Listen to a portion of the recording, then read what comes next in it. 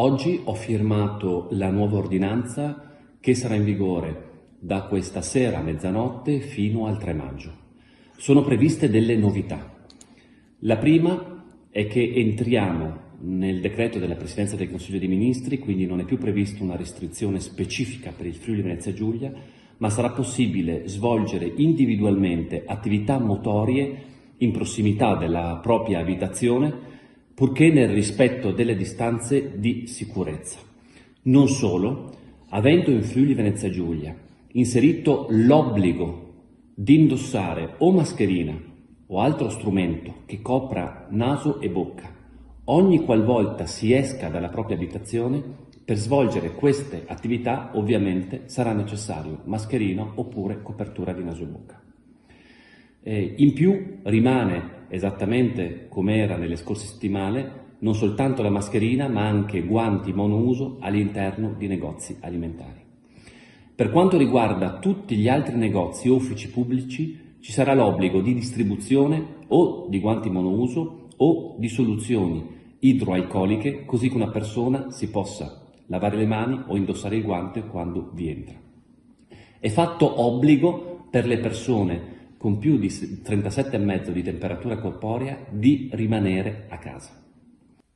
Nei negozi e negli uffici pubblici può e potrà entrare un componente per nucleo familiare. Inoltre, le domeniche e i giorni festivi da qui al 3 maggio vedranno chiusi tutti i negozi ad eccezione di farmacie, parafarmacie ed edicole.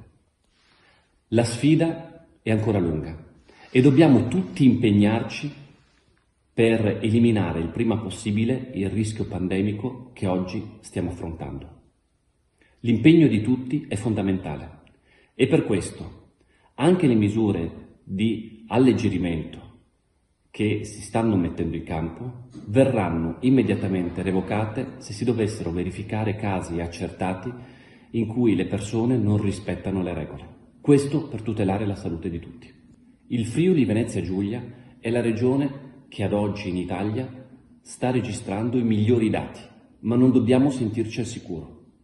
Io ringrazio i cittadini perché questi risultati buoni sono dovuti al comportamento rigoroso che tutti abbiamo tenuto. Dobbiamo continuare in questa direzione. Quindi si esce con mascherina o copertura di naso e bocca, si utilizzano i guanti negli alimentari e in tutti gli altri negozi o in alternativa la soluzione idroalcolica, si rispettano tassativamente le distanze di sicurezza dalle altre persone. E sono misure a cui dovremo abituarci nei prossimi mesi fino a quando non sarà scoperto un vaccino.